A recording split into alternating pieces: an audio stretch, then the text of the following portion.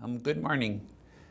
In the first lecture that I did, I laid out a broad analysis of civil society as the key concept to understand in terms of democratic movements against authoritarian and totalitarian states. And I did that in a way that referenced its development in Western political thought. In this lecture, I want to drill down into that concept and look at one key institution of civil society, unions, which are a particularly important institution for democracy movements. And I want to be able to analyze precisely why unions are that key institution. And let's begin with some what may seem elementary but nonetheless important propositions. What are unions? Unions are organizations that provide collective voice and collective power to working people with a particular focus on their working lives. And so for unions, a very key idea is this idea of solidarity. An injury to one is an injury to all. And thus we need to work together to achieve the common good of all the members of our union, indeed of all working people. And so you can see right away that there is a connection between unions and organizations of civil society, the same sort of themes of collective coming together of a common voice. There is a particularly interesting book that I want to refer, which I think is helpful for understanding unions. And this is a book by a man who was originally an economist, but was a remarkably, for economists which tend to be dry, they call it the dismal science for a reason. He was a man of remarkably broad intellectual interests. His name is Albert Hirschman, and he wrote a book called Exit, Voice, and Loyalty. And in Hirschman's theory, which is considered now a classic theory, and in part because of the elegant simplicity of it, he says when we confront a negative situation with some unacceptable conditions, we basically have two choices. The first choice is exit, which is leaving the situation and looking for better conditions. And the second choice is voice. And voice is working to improve the current situation and to improve the conditions. Exit, I think, can be understood as a market opportunity. So I'm in a terrible job where I feel exploited and I don't feel like I'm working well. And what do? I quit my job. I tell the boss to shove it, and I go look for another job with better conditions. For Hirschman, that would be the exit choice. And it's the market option. It's the way we work in the market. If we don't like Crest toothpaste, we go and try out Colgate. But what's interesting, particularly interesting in Hirschman's analysis, is the voice option. Because the voice option is if you want the democracy option. And in this option, rather than leaving and looking for some better circumstances, I join with the other people who, with me, face the same situation and these same conditions. And I work together to improve the conditions for all. And so I think that unions can be understood as organizations that give voice to working people. And I mean that not just in the narrow sense that they express what working people want them to express. They give working people a way to talk about their lives in a kind of public sphere. But also that unions are institutions that actually try to work together, organized working people to create better situations where they work. And so while it's certainly true, and we traditionally think of unions as organizations which seek better wages and better working conditions for their members. I want to suggest that, in fact, that is only a partial understanding. And if we stay with that partial understanding, then we're really not going to understand the importance of unions for democracy promotion and the importance of unions in struggles against authoritarianism and totalitarianism. So, when unions give voice to their members in the sense that Hirschman talks about it, they organize them to improve their lives. What does that include? It includes making workplaces more democratic. All right? Workplaces are remarkably undemocratic institutions, certainly in American society and in most places. They are places where the owner or the corporation has virtual complete autocratic control. And so what unions do is introduce elements of democracy. And as a matter of fact, unions in earlier period would often talk about themselves as institutions of economic democracy. Unions also play an important role in improving the products and the services that their members produce. And having been a teacher, a member of a teachers' union, a leader of a teachers' union, a very important role of the teachers' union, particularly in the context of the struggles that education is going through in the United States, is to focus on the quality of education, particularly in a society where educational quality is distributed unequally by class and by race, working to make sure that all Americans had access to a quality education. Unions have an important role to play in developing the work-related knowledge and skills of their members. One can think of this in some of the earliest unions where they had systems of apprenticeship.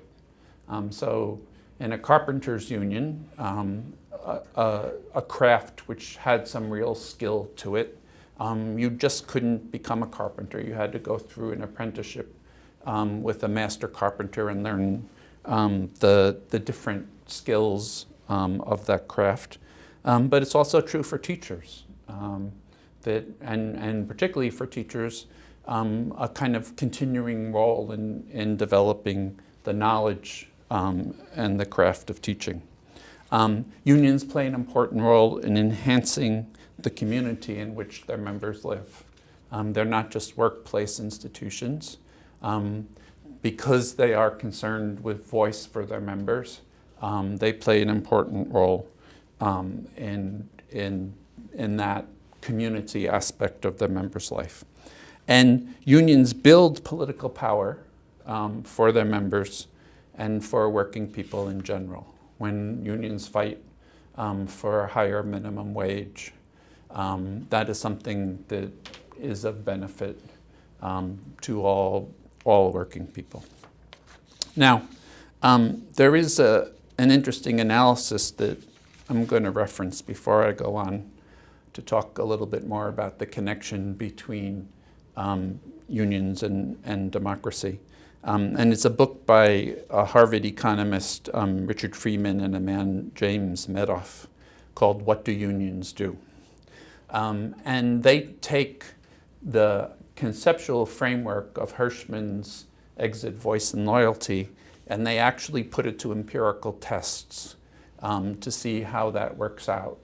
And what they show is that there's evidence that shows that unions, not only do they establish a wage premium for their members, so they're getting better wages, but they actually raise the wage and the income of all of the people who are in even non-union members who are in that particular field.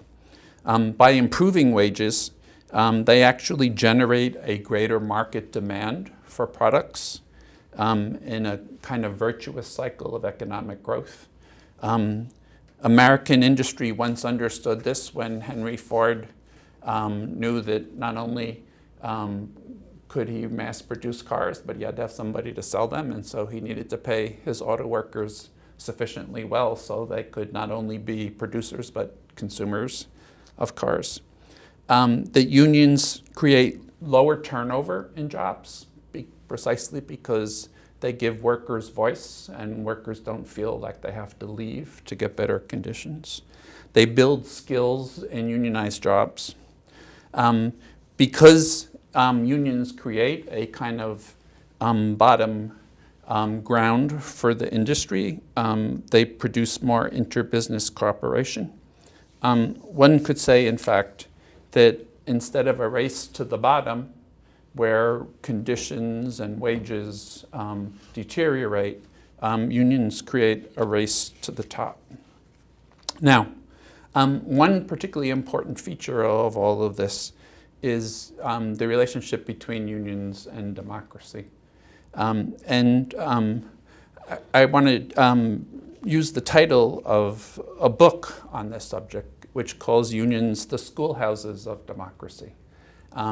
This is particularly true, what I'm going to say to you, is particularly true in the United States today for immigrant workers who often come to the United States without any of the sort of education that Americans would generally receive in their public schooling. And so unions provide this important institution of civil society that really brings those members and all of its members into the world of democracy. So unions characteristically register their members to vote, make sure their members are registered, because they are concerned about what's happening politically. They engage members in elections. They educate them on the issues and the candidates that are being discussed. They involve their members in actual campaigning, going door to door, calling, where those members have to develop skills of political discourse, how to talk politically. They teach members, in terms of the internal running of the union itself, the skills of running and participating in a democratic meeting. They develop in their members consensus building skills as members learn how to prepare for collective action.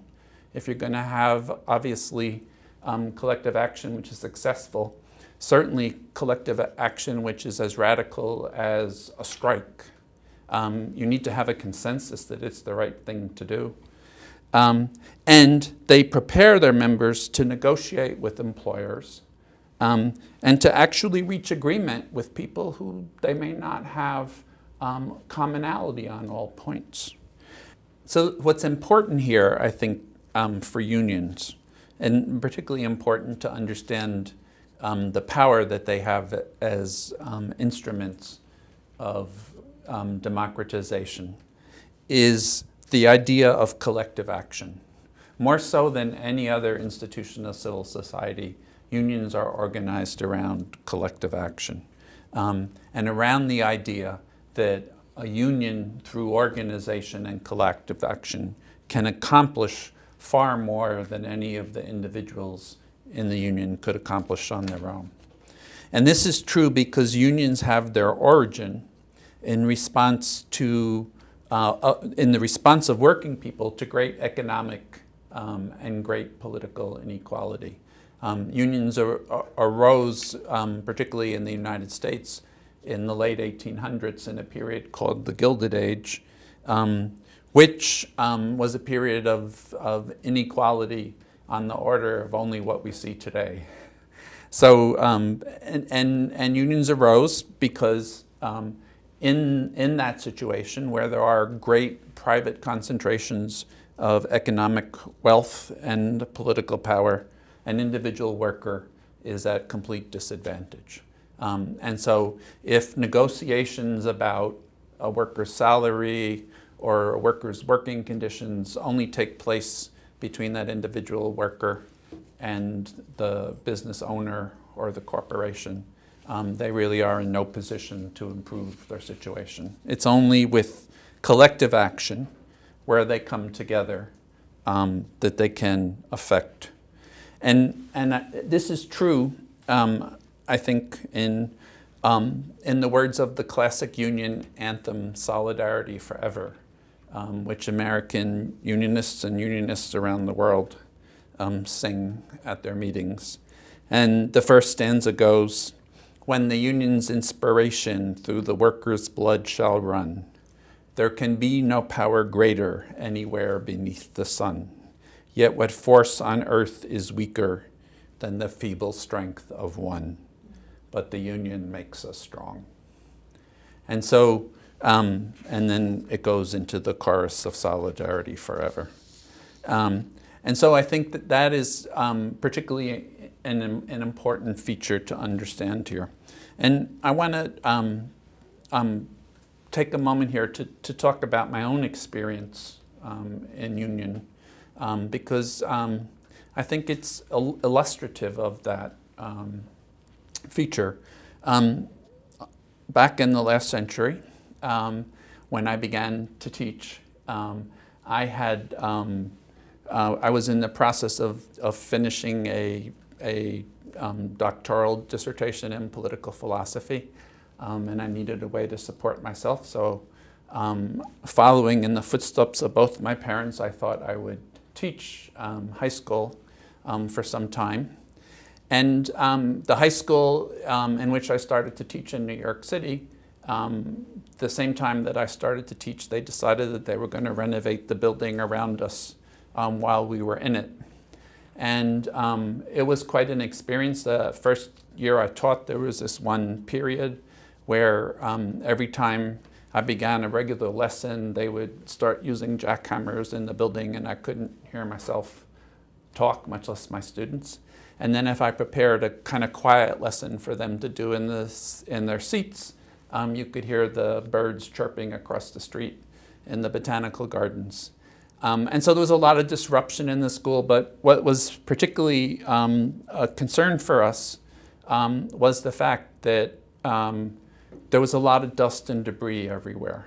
And we were concerned about what it was. People were having various sorts of respiratory problems. And this went on for close to 2 years, and we were going to start a new school year, and I had a whole set of political organizing skills, and so people in my school asked me to help address the situation. And so what I did before school started, when we saw how bad things were, was I went to an organization that was actually started by unions called White Lung Association, which is for workers who worked with asbestos.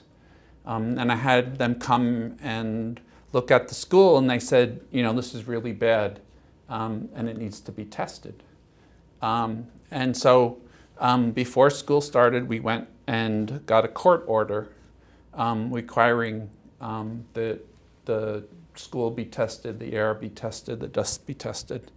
And lo and behold, when the testing came back, there was loose asbestos, friable asbestos, all over the school.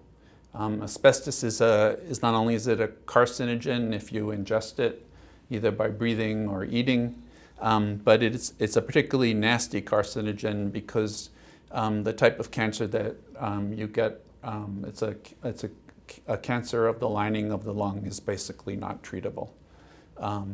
And so, so what we discovered was that the companies that the Board of Education had hired had falsified the reports on the material in the building. And they had been doing things like tearing out asbestos ceilings in the cafeteria while the students and the teachers sat there eating. And it was clear that this is something that never would have happened in a school for upper middle class kids. It happened in this school because this was an inner city school for poor kids, and they thought no one would take notice. And so what I did working through and with the union was address that situation, which turned out to be not only an issue that obviously was of concern for the teachers and the adults in the building, but in fact we ended up being the advocates for the students who had no other advocates. And the whole school had to be closed down for 3 months while they did asbestos cleanup. And there had to be a whole process of how work would continue to make sure it didn't disrupt the school and that everyone was safe. And so I think that's a good illustration. It's a practical one. It's my illustration, but it's a good illustration of what unions do and why unions are not just institutions that worry about how much their members are getting paid or how long they have to work, but have a broad set of concerns regarding the quality of life of their members. Now, all of that, I think, gives us, I think, a necessary foundation for understanding why unions are particularly important in struggles against authoritarian and totalitarian states. And I think it's important here to recognize, in fact, that since 1989, I mean, we could go back further, but we've been using that time frame. It's a 25-year time frame, and we discussed that in the first lecture. Since 1989, unions have been at the forefront of democratic movements to overthrow authoritarian and totalitarian governments across the globe. Unions were there. Solidarność was in fact the Polish Union was the first communist country where the government was overthrown and a democratically elected government was put in its place. In South Africa, unions were key in the struggle against apartheid.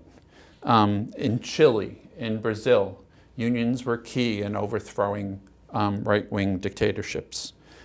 If you even look at something that's much closer in time to the Arab Spring, you find that unions played a very important role in Morocco, in Tunisia. Unions were an important presence in El Tahrir Square in Cairo. The fact that not all of those situations ended, at least up to now, in the way that we would like to, doesn't change the fact that unions were an important force and that they will continue to be an important force going forward. If we look around the world today, continuing struggles from Ukraine to Bangladesh, from Cambodia to Zimbabwe, unions are in the forefront of democratic movements in each of those countries. I would also say to you that of all the institutions of civil society, authoritarian and totalitarian states feel most threatened by free unions. There is no other institution that threatens them as much as this is the case. And when one looks at the brutal repression of the Chinese democracy movement in Tiananmen Square in 1989, what's clear is that what actually makes up the mind of the communist elite that they need to use violent repression is not the student protests, but the fact that independent unions begin to be organized. And they fear those independent unions in a way that they don't fear the students. And that moves them to action. میخوام در مورد وضعیت کشورهایی اگر ممکنه صحبت بکنید که اصلا برای چیزایی خیلی ابتدایی تلاش میکنن، مثل ایران، اصلا داشتن حق این که بتونن یونین داشته باشن، اتحادیه کارگری درست بکنن، برای اینکه این کشورها از طرف دیگه خب خود دولت کارفرما هم هست، این رو سخت‌تر میکنه. میخوام در این خصوص بیشتر صحبت بکنید، ببینید آیا توصیه تو این زمینه دارید؟ چون مثلا وضعیت کشور مثل ایران خیلی یک کمی متفاوت، حالا خیلی اگر نگیم، چون خود دولت کارفرما هست، خودش مانع هست و خودش تشکل‌های موازی هم درست میکنه. So I do know that there is an active trade union movement in Iran, because there have been many times which I've had to advocate for Iranian trade unionists who were either being prepared for execution or for long prison terms. So labor movements grow up even under the most difficult circumstances. I think what happens, and here there's something of a parallel to China that we discussed the last time, is that that labor movements tend to be more spontaneous than organized under conditions of a totalitarian or authoritarian state. And so, you know, what one has to do, obviously, is that a lot of the work has to be underground. A lot of the work cannot be public, but one has a very, I think, careful line to walk, because one doesn't want to be so far underground that one is not in contact with the workers that you want to organize. And so I think that the work that Tavan is doing is part of how one can create networks of communication with workers where you don't necessarily have the ability to do the sort of normal communication that you would do in a more democratic society. It is, you know, authoritarian governments, and here Iran is no different than the rest, are particularly concerned about the internet, about various forms of social media that allow for communications that they can't control. I would say that it's in the nature of an authoritarian government that more often than not they create kind of pseudo unions that are not free and independent, that what Lenin would call transmission belt unions. So their function is to tell the workers what the state wants them to do. And so in this respect, Iran is no different than many other countries. And then they pretend that those unions are real unions as opposed to expressions that come from the workers. And so for us, what's very important, we won't have a relationship with a union that's not free and independent. If a union is a creature of the state, then for us it's not really a union. And everything I said here about unions being the voice of workers, you can't be the voice of working people and be the voice of the state at the same time. Those are just inconsistent. There are interesting issues that get raised in democratic transformation. Is it possible to take over some of those unions and make them into real unions? It's hard. You know, more often than not, you have to start unions completely from scratch. But there are some instances where at least those existing forums become ways to connect to workers. And so one has to be open to those possibilities. من تقریبا جوابم گرفتم بعد از پرسش قبل، اما میخوام ببینم آیا تفاوتی میشه قائل شد بین رژیم‌های اقتدارگرا و تمامیت‌خواه، چون به نظر میاد که ایشون این دو تا واژه رو با هم، یعنی معادل هم تعریف کردن. به نظر میاد که در رژیم‌های تمامیت‌خواه مثل ایران یا مثل چین، همون بحثی که قبلا پیش اومد، سازماندهی به ما و سازماندهی کار دشواری است، یعنی کار غیر شدنی است. در نتیجه به نظر میاد که یه تفاوتی هست بین رژیم‌های نظیر ایران و یا شیلی دوران پینوشه یا ببینم آیا این تأثیری داره؟ آیا این تقسیم بندی رو میشه در مورد اتحادیه ها به صورت عملی ازش استفاده کرد یا خیر؟ I think that's an important question, and you've noticed that I've been saying authoritarian and totalitarian together. What I would suggest to you is that I think there's more of a continuum. I think there's a danger here to create ideal types and say, well, this is not really as bad as this because it's only authoritarian and it's not totalitarian.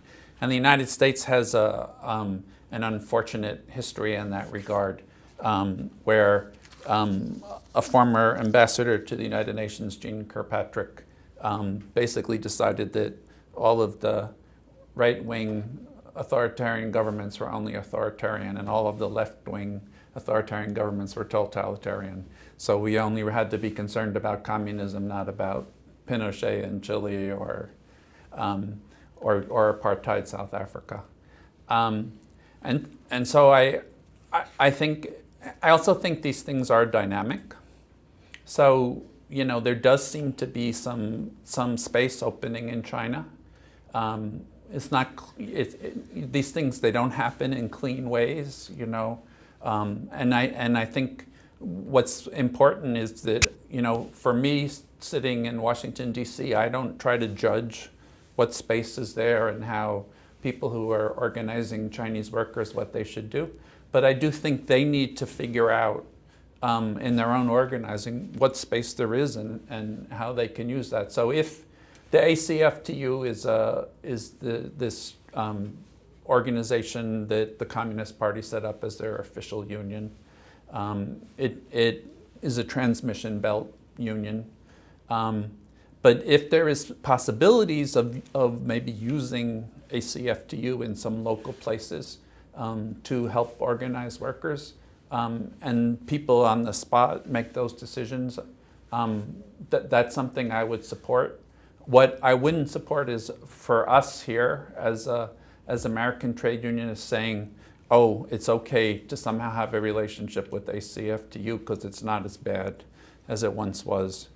For us, we have to make a very clear distinction between unions that are free and independent and express the will of working people and those that don't. در صحبت‌های قبلی هم صحبت این می‌کردیم که حتی در توتالیترترین کشورها باز به خاطر سوشال نتورکس، به خاطر تکنولوژی، به خاطر ارتباطی که از طریق اینترنت الان مردم دارن، اون توتالیترینیسم دیگه اون توتالیترینیسم قبلی نیست. از چجوری ترید یونیونیستا، سندیکاها، اتحادیه‌های کارگری از این تکنولوژی دارن استفاده میکنن امروزا؟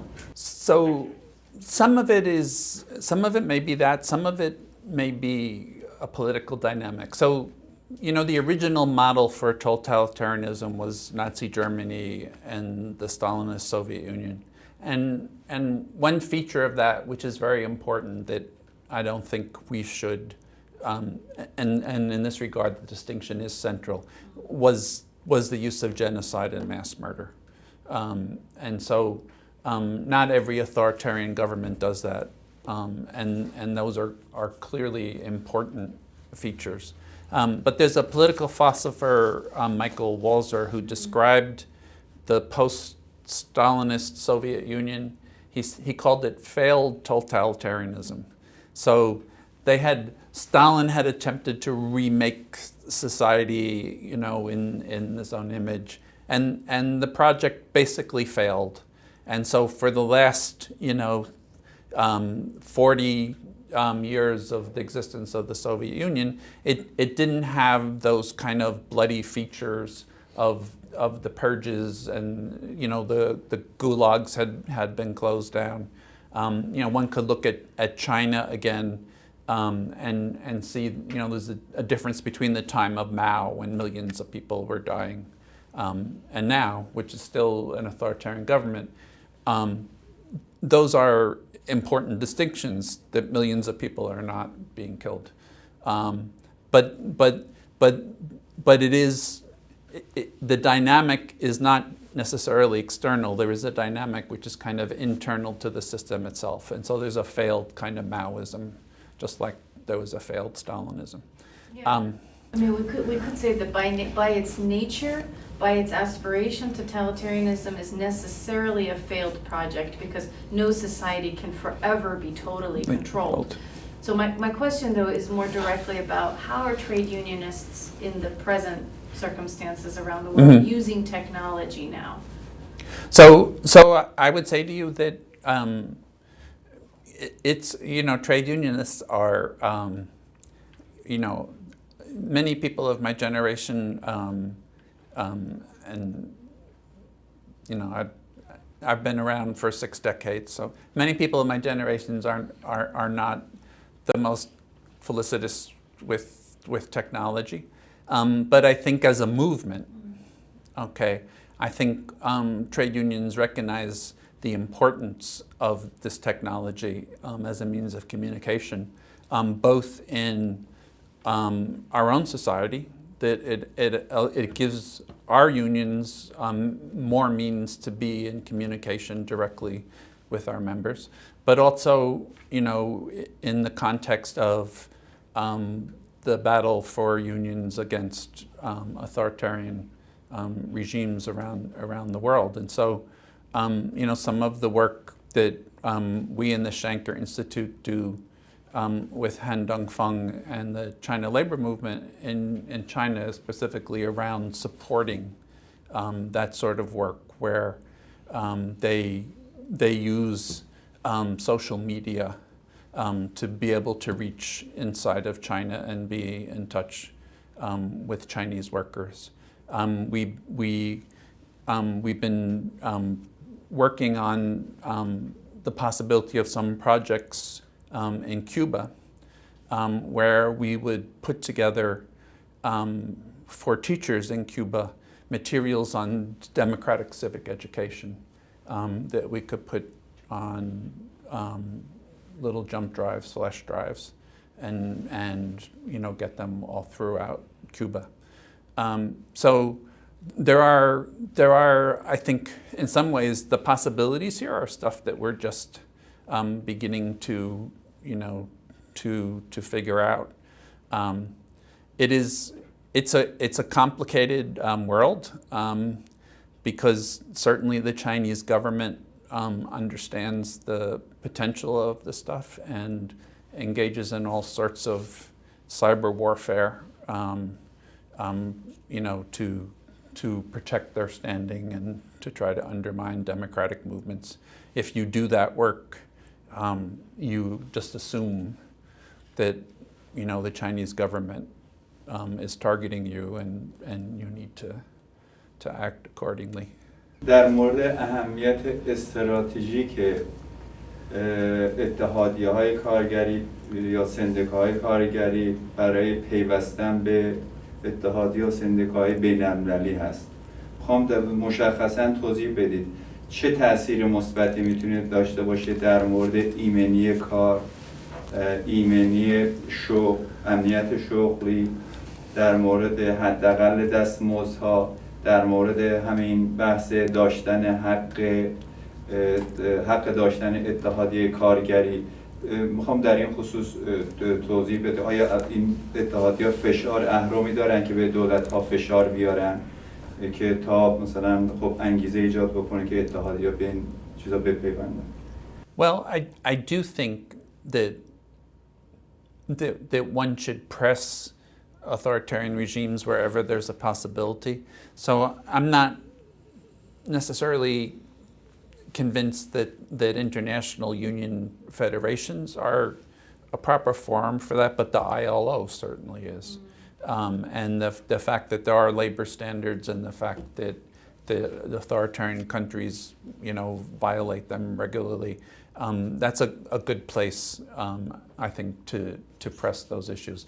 I would say that I think the connection to unions, and here it's one that one has to be more careful in actually discerning who might be of help. But there are unions that take seriously the notion that solidarity is not something just for their members, not even just something for American working people, but that there is an international solidarity, and that we have a moral obligation as unionists to provide, what support we can to develop.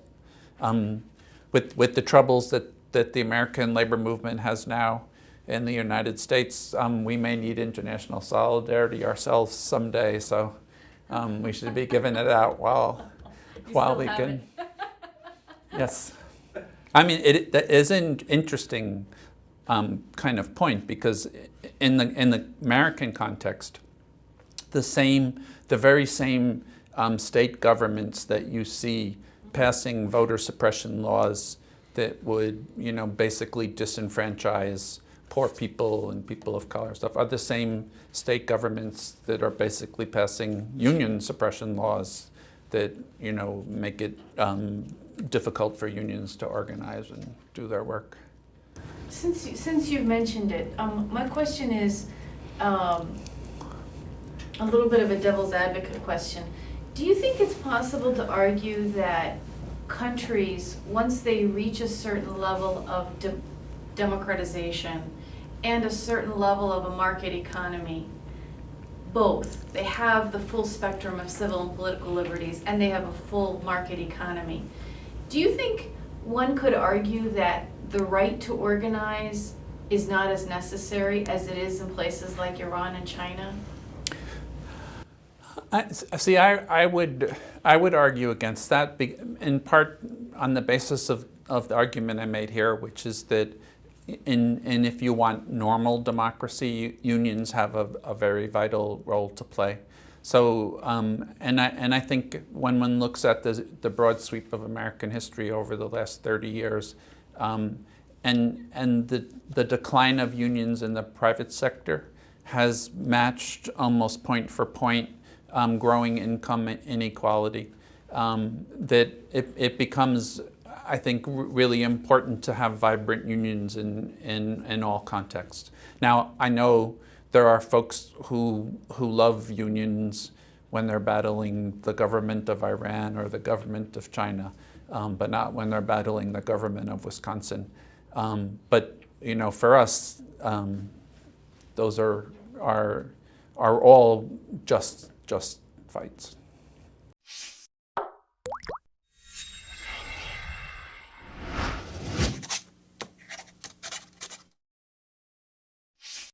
اگر بارها دنبال واژه آموزش گشته اید ولی با درهای بسته روبرو شده اید، اگر دنبال آموزشکده‌ای گشته اید که دور نباشد و استادهای خوبی هم داشته باشد، اگر مشتاق آموختن هستید اما توانایی مالی کافی نداشته اید که بیشتر و بیشتر بخوانید و بدانید، اگر شبها وقت آزاد دارید و روزها نمیتوانید دنبال درس و کلاس بروید، توانا بهترین انتخاب شماست. توانا بود هر که دانا بود. توانا رایگان در اختیار شماست. آموزشکده‌ای در خانه شماست. هر وقت که بخواهید، شب یا روز. با درس‌هایی مانند حق و حقوق زنان، دموکراسی، تفسیرهای نوین و لیبرال از دین، حقوق اقلیت‌ها، حکومت قانون، نهادسازی و نهادهای مدنی، محیط زیست، روزنامه نگاری و امنیت فضای مجازی و موبایل‌های هوشمند. آموزشکده توانا کلاس‌های دلخواه شما را رایگان به منزل شما می‌آورد. در کلاس‌های توانا با نام و جیمیل مستعار ثبت نام کنید. برای ما مهم انگیزه شهروندی و علاقه شما به آموختن است. ما هرگز نام واقعی شما را نمی‌پرسیم. تیم فنی توانا از طریق سایت تواناتک به شما کمک می‌کند تا با خیال راحت و فارغ از دردسرهای امنیت وب در کلاس‌ها شرکت کنید. در توانا بیاموزید، با تواناتک پاسخ سوال‌های فنی خود را بگیرید و از صدها کتاب، ویدئو، آدیو و مدرک دیجیتال در کتابخانه توانا رایگان استفاده کنید. توانا پنجره آشنایی شما با جهان ایده‌های نو، و تجربه مردم دیگر کشورها در گذار به دموکراسی. برای دسترسی به توانا و اطلاعات بیشتر به فیسبوک، توییتر، یوتیوب و گوگل پلاس توانا و تواناتک بپیوندید.